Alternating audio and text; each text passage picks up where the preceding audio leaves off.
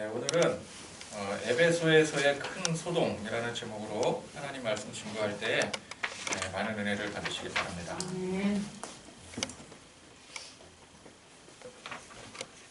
네, 바울의 에베소 사역이 핵심이 철저히 말씀 중심 사역 아니었겠습니까? 에베소뿐만이 아니라 어디를 가든지 가장 중요한 것은 하나님의 말씀, 그래서 말씀으로 죄사함 받고 구원받는 복음, 이 복음이 제일 중요한 것입니다. 이 말씀 사역은, 복음 사역은 반드시 성령님이 동반하게 되어 있습니다. 하나님 말씀이 선포되는데 성령님이 그 가운데 역사하시지 않는다. 그러면은 그거는 아무것도 아닌 게 되는 것입니다. 하나님의 역사하시는 곳에 하나님이 역사하고 성령님의 역사인 것이죠. 하나님 말씀이 역사하는 곳에 반드시 성령님이 역사하게 되는 것입니다. 그러니까 애초에 이 모든 사역 자체가 성령님이 이끄시는 것이죠. 그래서 우리는 성령님의 인도하심을 믿고 열심히 우리도 말씀 중심으로 복음 전하는, 그래서 말씀 중심으로 복음 전하는 그런 성도들이 되어야 될 것입니다. 그러면 성령님께서 우리 가운데 역사하시는 것이죠.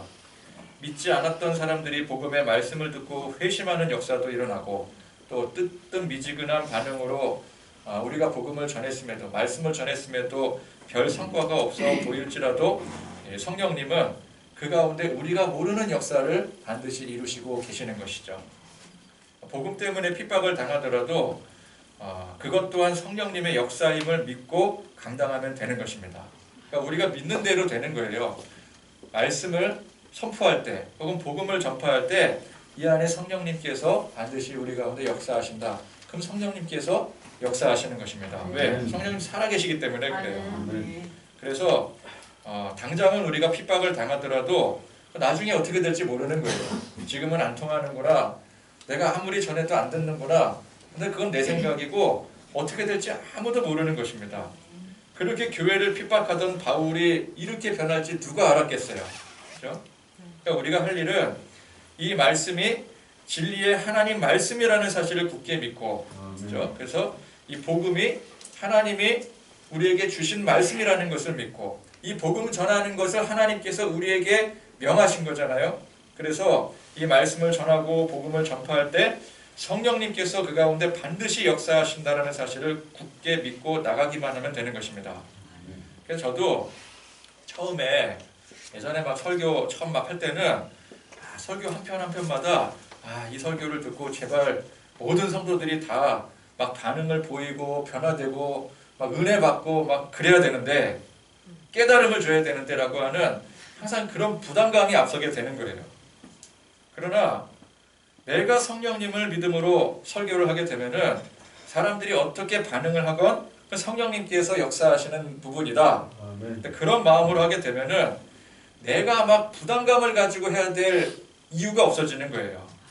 물론 이제 또 그렇게 제가 얘기하니까 우리 목사님은 설교를 전혀 부담 없이 준비하시나? 그리고 이상하게 생각하실 수 있는데, 제가 말씀드리고자 하는 것은 내가 해야 된다라는, 내가 자꾸만 변화시켜야 되고 내가 뭘 줘야 되고 그런 부담을 가지게 되면은 하나님 중심이 되지 않고 내가 중심이 되기 때문에 그런 부담감은 없어야 된다라는 뜻이에요. 그렇죠? 자, 성령님은 각 사람에게 진리의 말씀을 통해서 변화되게 하시는데, 어떤 사람에게는 당장 말씀 듣자마자 그 즉시, 또 어떤 사람에게는 좀 천천히 듣는 것 같은데 좀 시간이 걸리는, 또 어떤 사람은 막 지금 당장은 막 반대에 부딪히고 막 핍박하고 그러지만 나중에 또 때가 되면 변하게 하기도 하십니다. 또 그렇게만 역사하십니까?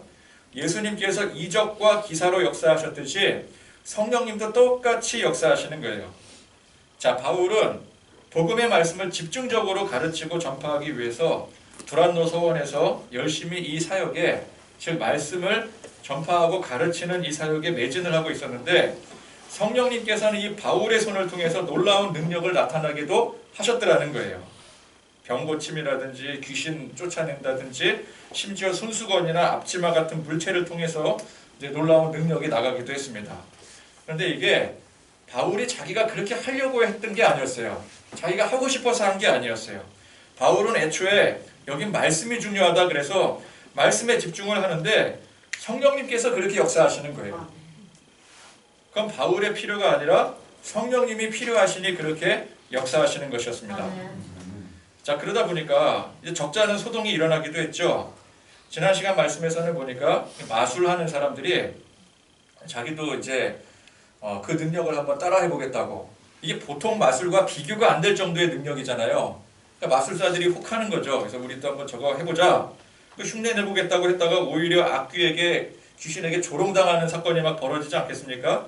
그래서 그로 인해서 오히려 많은 사람들이 주 예수의 이름을 높이고, 그래서 마술을 행하던 사람들이 그런 일을 이제 경험을 하면서, 야, 우리 마술이 가짜다, 저게 진짜다. 그래서 그동안 모았던 귀한 책들을 전부 다 불태우고 회심하는 그런 놀라운 역사가 벌어지기도 했었습니다. 또 오늘 말씀에도 보니까 데메드리오라고 하는 어떤 은장색, 즉 은세공업자가 이 사람은 이제 그 아데미 신상을 아데미 신상 모형을 은으로 만들어서 수입을, 굉장히 짭짤한 수입을 거뒀던 사람이었거든요. 근데 바울이 그 예수 그리스도의 복음을 전파하게 되니까 그 잘 나가던 사업이 순식간에 망할 지경까지 이르게 되었더라는 거예요. 그래서 심각한 상황에 처하게 된 것입니다. 자, 아데미 신은 그리스 신화에 나오는 올림푸스 12신 중 하나로서 사냥, 또 처녀성, 이제 이런 것과 관련된 여신이거든요.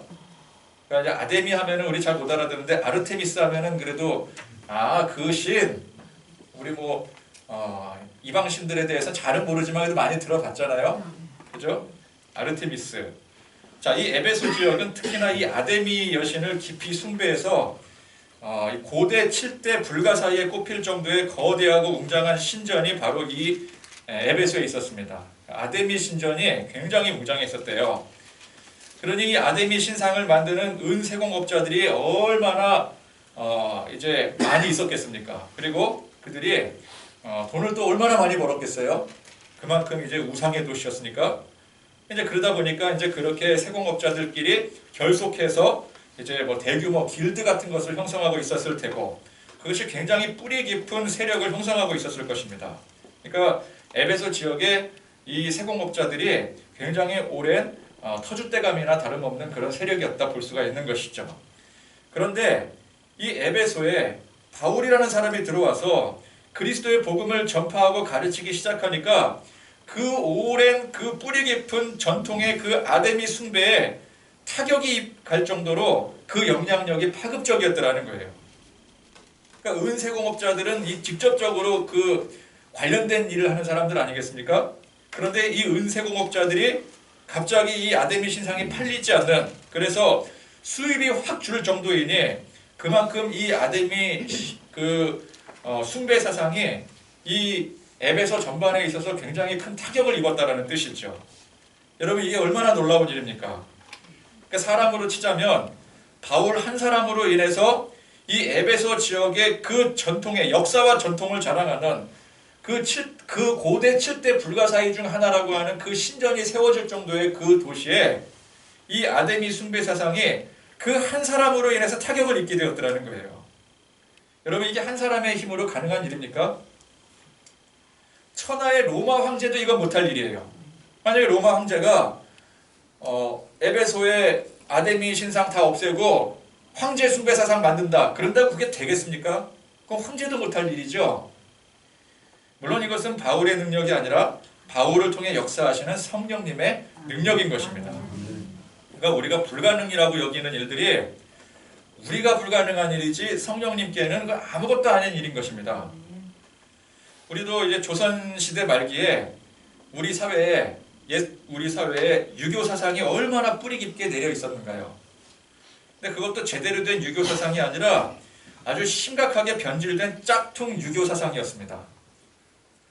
이 짝퉁 유교 사상은 그 시대를 병들게 만들고 결과적으로 나라를 망하게 만든 원흉이었어요. 여러분, 유교 사상이라고 해서 아예 나쁜 게 아니에요. 변질된 게 나쁜 거죠. 완전 변질되고 오염된 게 나쁜 겁니다. 자, 나라가 망했다라는 건 무슨 뜻이에요? 그 시대에 그 누구도 이 병들고 심각하게 오염된 문제를 해결할 수 없었다라는 뜻이죠. 누군가라도 뭔가 영웅이 나서서 이 문제를 타개하고 또 그 사람 중심으로 해서 개혁이 일어났다라고 한다면 나라가 망하지 않았을 거예요. 근데 나라가 망했다라는 건 그런 사람이 없었다라는 거죠. 그런 생각과 의지를 가지고 있더라도 힘이 모자랐다는 뜻이죠. 그런데 그 강력한 유교 사상이 기독교가 들어오니 그 앞에 속수무책으로 무너지더라는 것입니다. 여러분 생각해 보십시오. 그 조선 말기 그 심각했던 그 유교 시대에 교회가 산다는 게 말이 되겠습니까? 엄청난 핍박과 혼란과 핍박이 이루 말할 수 없는 지경이었습니다. 그 당시에 다 목숨 걸고 예수 믿어야 돼요. 그런데 그런 혼란과 핍박 속에서도 교회는 보란듯이 우뚝 서게 됩니다. 그리고 그 시대를 장악해 버렸어요. 유교 사회가 무너지게 됐어요. 여러분 유교 사회가 어떻게 무너졌어요? 기독교가 들어옴으로 무너지게 되는 거예요. 오늘 우리가 세상이 너무 험악하고 그래서 이 세상 가운데 이 험한 세상 가운데 교회가 도무지 길을 못 펴고 너무 사람들이 교회 다니는 사람들을 못 살게 핍박한다고 그렇게 우는 소리를 해도 여러분 그 당시에 조선 말기 그 당시에 그때의 핍박만 하겠습니까? 지금의 핍박이? 근데 그런 상황에서도 생명의 꽃을 피운 게 바로 기독교요 교회였던 것이었습니다. 그래서 지금도 마찬가지입니다. 우리가 그렇게 쫄 필요가 없는 거예요. 겁먹을 필요가 없어요. 세상에 아무리 핍박을 해도 우리는 눈 하나 깜짝할 필요조차 없는 것입니다. 바울 한 사람을 통해서도 이 에베소의 아데미 신앙이 타격을 받을 정도인데 우리가 믿는 사람만 몇 명이에요? 우리 교회만 몇 명입니까? 우리 교회 바울이 몇 명이에요? 지금 여기 다 바울이 앉아 계시잖아요. 그죠? 바울보다 더 낫지. 바울은 어떤 사람이었어요? 예수님을 대놓고 핍박했던 사람 아니었겠습니까? 그러니 우리가 왜 세상을 향해서 두려워하고 쫄고 그럴 필요가 있겠습니까? 다른 것 다 필요 없고 성령님께서 우리 안에 역사하셔서 말씀과 진리의 능력으로 나타내심을 굳게 믿으면 되는 거예요. 그러면 그 사람이 바울이에요. 바울이 뭐 별다른 사람입니까? 성령님의 능력을 믿고 나가는 사람이 바울인 거예요.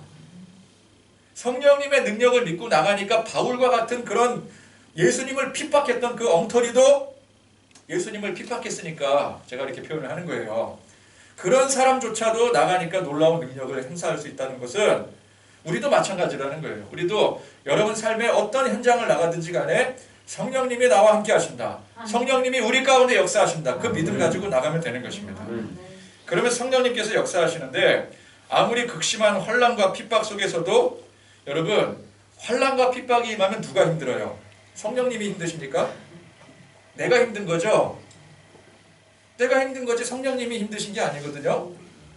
그러니까 나는 힘들지 모르겠지만 나는 연약해서 힘들지만 우리 성령님은 전혀 힘들지 않으신다. 우리 그 사실을 믿고 나가면 되는 거예요. 그래서 결국 우상은 우상일 뿐입니다. 우상에게는 아무 힘과 능력이 없어요. 사람들이 그렇게 신을 숭배하고 웅장한 규모의 신전을 열심히 지어도 거기에는 아무런 능력이 없고 사람들이 그렇게 떠받들던 신들이 전부 다 허구인 것입니다. 그 전통의 역사를 가진 세공업자들이 한순간에 이 밥벌이를 걱정해야 될 정도로 나락으로 떨어진 것을 보십시오. 겉으로 웅장하고 그렇게 대단해 보여도 그게 사실은 아무것도 아닌 것이죠. 세상의 벽이 너무 크고 무서워 보이기까지 합니다. 우리가 전도를 해도 도대체가 전도가 씨가 먹히지 않는 그런 세상을 우리가 살아가고 있어요. 그러나 여러분 명심하시기 바랍니다. 하나님 없는 세상은 속빈 강정과도 같습니다. 그걸 파고 들어가면요.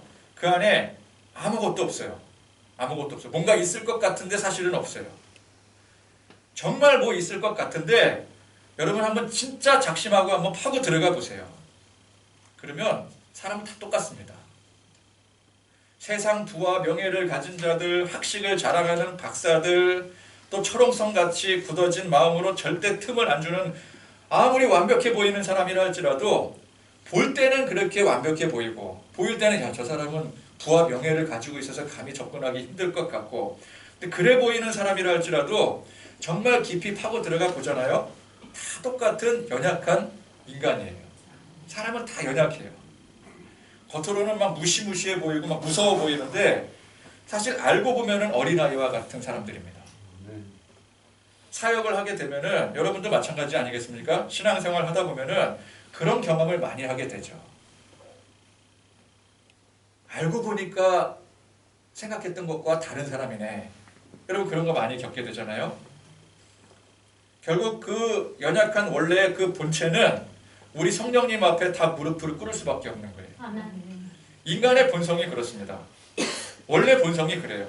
근데 겉으로 안 그런 척, 누구보다 강한 척, 속임수를 쓰느라 그게 안 그래 보일 뿐인 것입니다. 그렇게 안 그런 척을 하고 살아가니까 복음의 배타적이 되는 것이지, 성령님이 그 안에 제대로 비집고 들어가시면은 그 어느 누구도 그 앞에 버텨 서 있을 수가 없는 거예요. 우상이고 뭐 자랑하던 부와 명예고 지식이고 뭐고 우리 성령님 앞에 그냥 아무것도 아닌 것들이 되어버리고 마는 거죠. 그래서 우리는 그 실체를 알아야 됩니다. 겉으로 무시무시하게 포장되어 있는 세상의 외형을 보면 안 됩니다. 여러분 여리고성이 겉으로 보기에 얼마나 무시무시한 철옹성이었습니까? 믿음 없으면 그 앞에 그냥 다리가 풀려서 주저앉고 마는 거예요. 어이구 저 여리고성, 그렇게 되는 거죠. 그러나 하나님 믿으면 어떻게 됩니까? 그 철옹성 같던 여리고성이 오히려 불쌍하고 애처롭게 보이게 되죠. 왜 불쌍하고 애처로운가요? 저거 곧 있으면 무너질 텐데 다 망할 텐데. 그러니까 불쌍한 거죠. 우리는 그런 마음으로 담대함으로 세상을 바라보고, 그래서 더욱 열심히 복음을 전파하되 내 힘이 아닌 우리 안에 계시는 성령님의 힘과 능력을 온전히 믿음으로 사명을 감당해야 되는 것입니다. 아멘. 자, 그래서 당장 이제 뭐 생업의 위협을 느낀 이 은세공업자 데메드리오가 이제 자기 이제 직원들 또 비슷한 처지에 있는 동료 업자들을 이제 부추깁니다. 다들 이제 위협을 느낀 터가 아니겠습니까? 그래서 이제 합심을 해서 이제 모두가 타도 바울, 타도 예수를 외치게 되었습니다.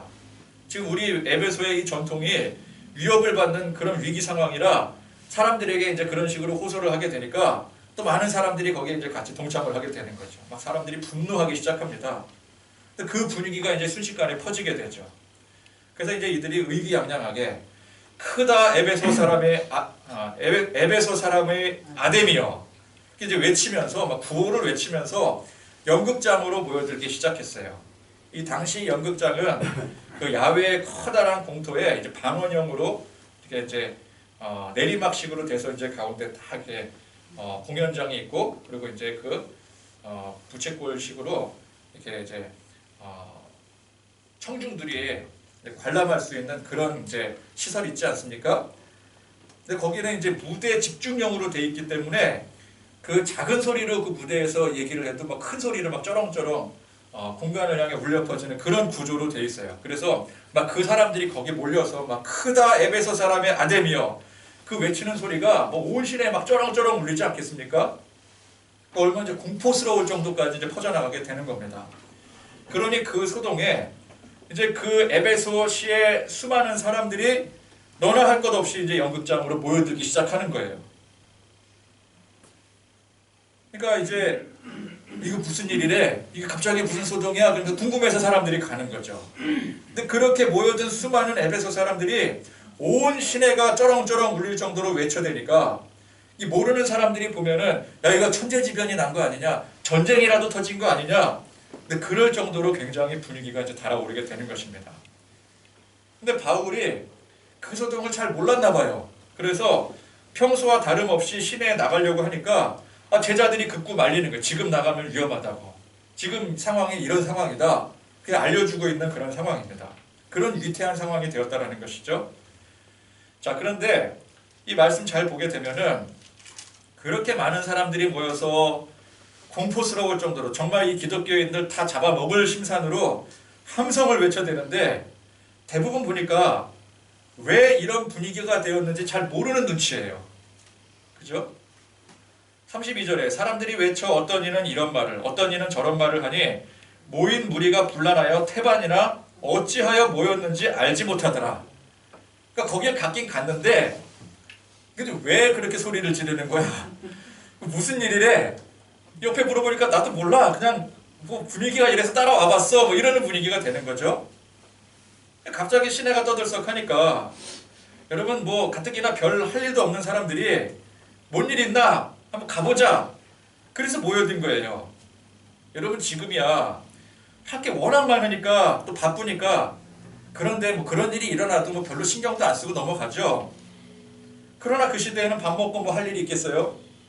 TV 연속극도 없고 시내에 뭔 일이 일어나면은 궁금해서라도 사람들이 모여드는 거예요. 그러니까 뭔 일이 있다 그러면 우우 몰려가는 거죠. 옛날에도 보면은 이제 동네 교회에서 이제 무슨 행사를 하면은 교회 안 다니는 막 동네 사람들 온 동네 사람들이 교회에 다 모이잖아요. 근데 지금은 어때요? 지금은 교회에서 그때보다 훨씬 더 크고 훌륭한 행사를 해도 사람들이 관심이 없어요. 심지어 교회 다니는 사람들조차도 주일이 아니면 잘 모이지를 못해요. 그래서 사람들이 보통 걱정을 합니다. 그 교회가 문제가 되는 거 아니냐? 근데 사실은 이게 별로 걱정할 일이 아니거든요. 여러분 이게 별로 걱정할 일은 아니에요. 그때는 지금보다 즐길 거리가 없다 보니까 교회에서 뭘 한다고 하면은 호기심에 다들 모여드는 거예요. 옛날에 뭐 TV도 별로 없었잖아요. 그러니까 교회에서 저녁 때 뭐 한다 그러니까 거기 사람들이 다 가는 거예요. 신기해서. 할 게 없으니까. 옛날에 마을잔치라도 동네에서 하게 되면은 온 동네 사람들이 모이지 않습니까? 모르는 집인데도 막 오잖아요. 근데 지금은 워낙 할 게 많으니까 마을잔치 요즘에 하지도 않지만 어디서 한다 그래도 관심도 안 갖죠. 누가 가겠어요? 그러는 판국에 교회에서 뭘 한다고 모이겠습니까? 여러분 그것이 옛날에는 복음의 능력 때문에 사람들이 모이고 지금은 그런 능력이 없어서 모이지 않는 게 아니라 그냥 그 시대적 특성상 갖는 사람들이 갖는 심리라는 거예요. 우리가 그거에 대해서 그렇게 크게 고심할 필요는 없어요. 야, 교회가 그러면 뭐 어떻게 행사를 더 잘해야 되느냐? 그거 가지고 고심할 필요가 없는 거예요. 이건 일반적인 현상이라고요. 그래서 에베소 연극장에서 왜 이런 일이 일어났는지도 모르는 채 군중 심리로 모여든 사람들이 사실 태반이었더라는 것입니다. 그러니까 우리가 이 군중 심리에 속으면 안 되는 거예요. 어떤 교회에 막 사람들이 막 갑자기 막 모여들었더라. 그럼 우린 보통 이제 거기에 관심을 갖게 되죠. 야, 우리는 아무리 전도를 열심히 해도 사람들이 도통 모이지를 않는데, 야, 도대체 거기 뭘 어떻게 했길래 사람들이 모일까? 그래서 거기서 했던 프로그램이라든지 그런 방식들을 또 열심히 이제 배워와가지고 그걸 따라하게 됩니다. 그래서 이제 소위 세미나들이 아주 우후죽순으로 생겨나게 되는 거예요. 그러나 여러분, 어디를 가든 간에, 이건 교회뿐만 아니라 어디를 가든 간에 한 번에 갑자기 모여든 사람들은 대부분이 군중 심리에 의해서 모이는 사람들입니다. 근데 그런 사람들은 그 분위기에 편승해서 갑자기 모여들어요. 그랬다가 그게 이제 시들해지면은 대부분 다 사라질 사람들이에요. 그러니까 사람만 많았지 사실은 별 영향력이 없는 겁니다. 우리 그걸 알아야 돼요. 자, 월드컵 때가 되면은 특히 이제 우리나라 국가대표 경기에 수많은 사람들이 막 지난 월드컵 때는 이제 그 코로나 여파로 인해서 뭐 잘 모르겠지만 그 전까지만 해도 그냥 사람들이 막 벌떼같이 모여서 막 어디든 막 그 운동장이건 뭐 시청 앞 광장이건 간에 막 엄청나게 사람들이 모여서 막 거리 응원을 하지 않습니까? 그게 해외 토픽이 될 정도로. 그런데 그렇게 모인 사람들 대부분이 축구 팬들이 아니에요. 정말 축구가 좋아서 모인 게 아니에요. 축구 잘 모르는 사람들인데 그 사람들이 태반인데 그냥 그 분위기의 군중 심리에 모여드는 거예요. 그러다가 이제 월드컵 끝나면 어떻게 됩니까? 그 많이 모였던 그렇게 열광했던 사람들이 언제 그랬냐는 듯이 축구에 관심을 뚝 끊어버려요. 작년에 월드컵 했었죠? 그때만 해도 막 저도 막 신나서 막 설교하고 그랬잖아요. 막 골 넣고 그럴 때 우리 다 신났었잖아요. 지금 축구에 관심들 가지고 계십니까? 하나도 없죠? 손흥민 그때 막 손흥민 마스크 쓰고 막 대단하다 그러는데 지금 마스크 썼는지 벗었는지 관심도 없잖아요. 그죠? 그래서 월드컵 때는 그렇게 사람들이 모여서 막 축구가 발전될 듯이 그렇게 열광을 하는데 정작 축구 인프라는 왜 발전이 없고 맨날 제자리 걸음이느냐? 그 사람들이 실제 축구계에 하나도 영향력을 주지 못하기 때문에 그런 거예요. 그러니까 사람만 많이 모였지 실속은 사실은 거의 없는 거죠. 그 교회는 냉정하게 세상과 사람들을 바라볼 줄 알아야 됩니다. 요즘은 이제 사람들이 보통 기독교나 이제 교회를 비판하는 흐름을 좀 타고 있는 것 같아요. 만만하게 여기는 게 교회입니다. 어디다가 이제 다 힘드니까 사는 게 힘들다 보니까 하소연할 데가 없다 보니까 뭐 정치 쪽으로 막 비판하고 또 교회 쪽으로 비판하고 그러는 것 같아요. 근데 여러분 또 이게 가만히 보면은 사람들이라고 전부 다 교회를 비판하는 건 또 아니에요. 그죠?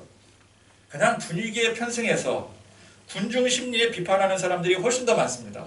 커뮤니티 같은 데 가보면은요, 누가 막 이제 기독교 개독이다 막 그러잖아요. 그리고 다들 막 줄줄이 막 댓글 써요. 막 맞다, 맞다, 맞다 그러는데, 그렇게 맞다, 맞다 하는 게 분위기에 편승해서 그러는 게 정말 맞아서 그러는 거 아니거든요.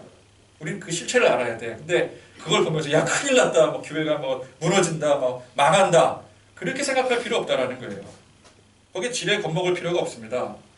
물론 항상 우리는 자숙하고 스스로 겸비하는 태도를 가져야 되겠지만 세상 분위기에 흘러가는 데 따라서 우리 마음이 그렇게 변하면 안 된다는 거예요. 사람들이 입에 거품을 물고 기독교 비판하는 것 같아도요, 그런 사람들 각 내면을 들여다보면은 하나같이 연약하고 갈급하고 모두가 다 성령님의 은혜가 필요한 사람들입니다. 갈급하니까 그런 데다가 하소연을 하는 거예요. 여러분, 마음이 풍성한 사람은요 굳이 다른 종교 안 가요. 정치 비판 안 해요. 아, 내가 사는데 풍족한데 뭘 비판할 게 뭐가 있어요? 너무 막 힘들고 괴롭고 하니까 어디에 좀 호소할 때는 찾아야 되고, 그러다 보니까 막 직장 상사 막 열심히 까고 후배들도 까고 교회도 까고 정치도 까고 경제도 까고 그러는 거예요. 그 심리적인 그 안에는 나 힘들다 그거거든요. 나 사는 게 힘들다. 이 사회가 참 힘들다. 그러니까 그러는 거죠. 그 성령님의 은혜가 다 필요한 사람들이라는 것입니다. 여러분 따지고 보면은 그렇게 교회를 반대하고 무시하던 사람들이 다 교회에 들어와서 순한 양으로 변화되는 것 아닙니까? 아멘. 여러분 우리도 여기 계신 저나 여러분 다 똑같은 것 같아요. 만약에 우리도 예수 믿지 않았으면은 우리도 사회 분위기에 따라서 무작정 기독교 교회 비판했을 사람들입니다. 뭐 여러분들까지는 제가 잘 모르겠지만 저는 분명히 그랬을 거예요. 제가 만약에 예수 안 믿었으면은 목사 안 됐으면은 저도 열심히 막 사람들 맞아 교회가 문제야, 교회가 타락했어, 그러고 다닐 사람이었어요. 근데 그런 사람들이 완악했던 사람들이 또 어쩌다 보니까 교회에 들어오게 되고 또 믿음 갖게 되고 신앙 갖게 되고 온순한 양이 되는 것 아니겠습니까? 여러분 사람들 몰려드는 숫자에 연연하면 안 됩니다. 어딜 가나 사람들이 갑자기 몰려드는 데는 그 안에 진짜 핵심은 얼마 없어요. 핵심은 항상 똑같아. 그런데 이제 분위기 따라서 사람들이 몰려들게 되는 거죠. 아까 말했던 것처럼 그런 사람들은 그 분위기가 꺾이게 되면 다 빠져나갈 사람들이에요. 근데 왜 항상 많냐? 계속 그런 사람들이 소문을 듣고 들어오니까 많아지는 거예요. 그러니까 우리는 그런 데 현혹되지 말고 항상 하나님의 진리의 말씀 중심으로, 누가 대대적으로 핍박을 해도 혹은 대대적으로 모여든다 할지라도 우리 거기에 흔들리면 안 되는 것입니다. 그 실체를 분명히 볼 줄 알아야 되는 거예요. 자, 그래서 그 소동 끝에 이 지금 주동자들을 중심으로 그 수많은 사람들, 막 그렇게 막 항쟁하는 사람들이 뭘 사건을 일으켜도 크게 일으킬 것만 같지 않습니까? 그런데 이제 그 도시의 서기장이 극도로 흥분된 무리들을 진정시킵니다. 이게 사실 따지고 보면은 이게 그렇게 들끓고 흥분할 일이 아니죠. 기독교인들이 사회적으로 무슨 무리를 일으킨 것도 아니고 법을 어긴 것도 아니고 뭐 아데미 신상 불매 운동을 기독교인들이 벌인 것도 아니었거든요. 분노한 무리들이 기독교인들 막 때려잡고 그러면 당장 화는 풀릴지 모르겠지만 나중에 어떻게 되겠습니까? 로마는 법치국가이기 때문에 소동을 일으킨 사람들이 법적 처벌을 받게 되는 거예요. 그 서기장이 그걸 지금 얘기하고 있잖아요. 결국 우리가 이렇게 소요를 일으키게 되면 소요를 일으킨 우리가 법적 판단을 받게 되는 거라고. 그래서 만약 기독교인들에게 정식으로 고발할 일이 있으면은 정식으로 절차를 밟아서 고발을 해야 되는 것이지, 이렇게 사람들이 모여서 소요를 일으키면은 오히려 불법 집회로, 여기 서기장이 뭐라 그래요? 불법 집회라 그러잖아요. 그렇죠? 불법 집회로 우리가 오히려 고발당하게 된다고, 우리가 피해를 보게 된다고. 근데 그렇게 얘기를 하니까 갑자기 이제 분위기가 확 식어지는 거죠. 그러니까 사람들이 생각해 보니까, 아, 맞네. 우리가 이래봤자 뭐 좋을 게 하나도 없네. 따지고 보니까 기독교인들이 우리한테 뭐 해악을 끼친 게 없네. 그럼 거기서 더 이상 뭐 할 게 있어요? 다들 멋쩍어갖고 그래 뭐 집에 가자. 뭐 하고 있었냐? 우리 뭐 밥 먹고 있었냐? 밥 먹다 나왔냐? 아유, 밥 식기 전에 얼른 집에 가야지. 그리고 분위기 갑자기 확 사그러드니까 그렇게 성난 목소리를 외치던 사람들이 다 흩어져 버리는 거예요. 주동자들이 어떻게 되겠습니까? 그냥 아무것도 아닌 게 되는 거죠. 그냥 돌아가야지 뭐 어떻게 하겠어요. 결국 이렇게 되는 거예요. 모였던 수많은 사람들, 군중 심리로 모인 사람들은 그 심리 효과가 다 끝나고 나면은 다 흩어지게 돼 있어요. 그래서 우리가 어떤 일을 할 때 그 군중 심리, 그거 나타난 그 형상을 보고 그거 보고 일을 하면 안 되는 거예요. 거품 보고 일을 하면 안 돼요. 그 거품은 다 제거해놓고 그 알맹이를 보고 일을 진행을 시킬 줄 알아야 되는 거죠. 근데 어리석은 사람들은 어떻게 해요? 지금 당장 막 돈이 막 벌리니까 그걸 생각하고 자꾸 사업을 크게 벌려요. 그러다가 나중에 어떻게 돼요? 거품 다 걷어지게 되면은 쫄딱 망하는 거지. 그걸 믿고 일을 하면 안 돼요. 자, 그리고 그렇게 잡아먹을 듯이 분위기를 주동했던 사람들, 이 사람들 문제가 무엇이었습니까? 당장 아데미 신상이 안 팔리니까 위기를 느끼게 된 거 아니겠어요? 그러면 그 위기를 만든 기독교인들을 찾아 해코지할 일이 아니라 왜 우리의 이 전통에 이 지금까지 만들어서 잘 팔리던 이 신상이 이게 갑자기 왜 안 팔리는 걸까? 그걸 고민해야 되는 거 아니겠어요? 여러분, 어느 지역에 식당이 하나가 있었어요. 그 식당이 하나밖에 없으니까 장사가 잘 되는 거예요. 근데 그 옆에 정말 질 좋고 서비스 좋은 식당이 하나가 딱 들어왔어요. 근데 손님들이 다 그쪽으로 몰려가네요. 그래서 야, 이제 저 식당이 들어와서 우리 식당 망하게 되었다. 그래서 막 그 식당 찾아가서 막 행패 부리고 막 인터넷 사이트 들어가서 별점 때려 먹이고 그렇게 물고 늘어져봤자 하나 나에게 도움될 게 없어요. 그죠? 그럼 어떻게 해야 돼요? 왜 우리가 저 식당한테 안 되는 걸까?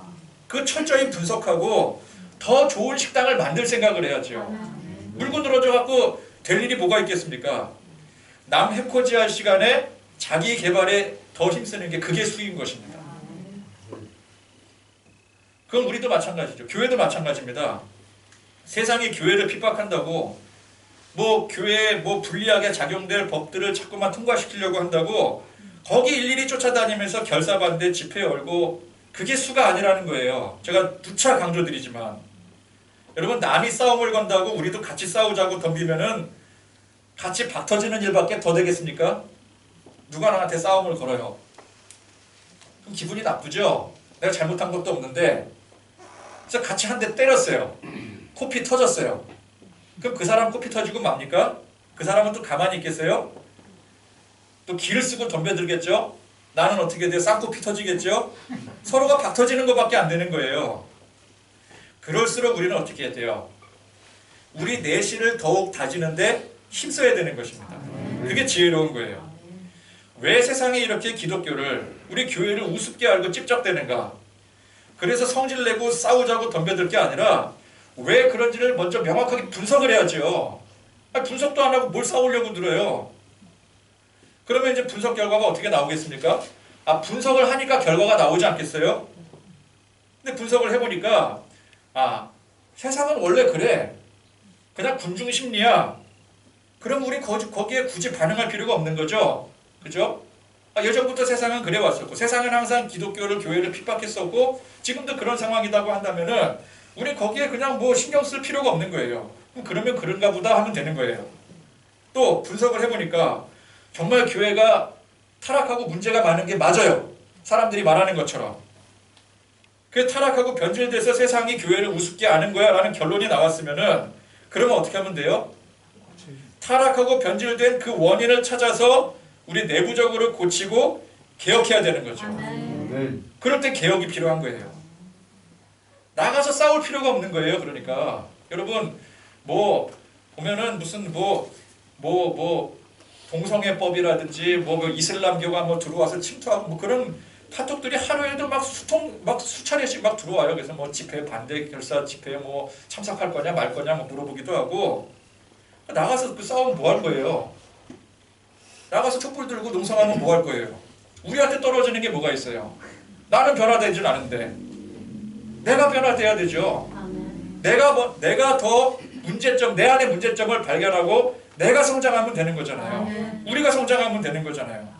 우리가 성장하면, 우리가 하나님 앞에 온전히 서면은요, 다른 외부에서 뭐 이슬람교가 침투해 들어오건 뭐 성평등이 뭐 어쩌고 그런 얘기 아무리 들려와도 그건 우리랑 상관이 없는 얘기예요. 왜? 하나님과 나와의 관계지 하나님과 그들과의 관계가 아닌 거잖아요. 오늘 이 아데미 사건은 겉으로 보기에는 에베소 교회를 위협하는 큰일이 난 것처럼 보였습니다. 그러나 알고 보니까 큰일이 아니었어요. 큰일 났다고 호들갑 떨면서 반응할 일이 아니었습니다. 제자들은 지금 막 큰일 났다고 바울에게 지금 거기 들어가면 안 된다고 보고를 하지만 정작 바울은 어땠어요? 무슨 일이 일어났는지도 지금 모르고 있어요. 결과적으로 이 사건은 기독교의 위대함, 성령님의 놀라우신 권능을 대놓고 알린 사건이었습니다. 여러분 이거 입장 바꿔서 한번 생각을 해보세요. 이 사람들이 이렇게 기독교 타도 외치고 막 들끓듯이 일어나잖아요. 그럼 뭘 말해주고 있는 거예요? 자기 신들이 형편없다라는 것을 자기 스스로 알리는 꼴이에요. 그렇죠? 기독교가 들어와서 우리 신에 관련된 그 모든 사업이 다 망하게 됐다. 우리 신은 별거 아니다. 그렇게 선전하는 꼴밖에 되지 않겠습니까? 우리 신이 너네 신한테 패했다고 공식적으로 인정하는 겁니다. 그래서 우리는 어떻게 해야 돼요? 오히려 감사하고 하나님 앞에 영광 돌려야 되는 거죠. 우리가 비록 소수이지만 이렇게 주님의 복음으로 모이고 말씀의 능력으로 살아가게 되니 사람들이 반응을 하는 거야. 오늘 우리가 세상에서 핍박당하고 불이익을 당했다고 그게 큰일이 아닙니다. 그게 두려워할 일이 아닙니다. 과민 반응할 이유가 없는 것입니다. 오히려 감사한 일이죠. 기독교가 살아있는 거구나. 기독교가 살아있으니까 세상이 핍박을 하는 거구나. 우리 그렇게 이해를 하셔야 돼요. 그래서 언제나 우리 성도는 하나님 말씀 안에 진리 안에 복음으로 믿음으로 무장하며 살아가는 그런 하나님의 거룩하고 복된 백성들이 되어야 될 것입니다. 찬양하시겠습니다.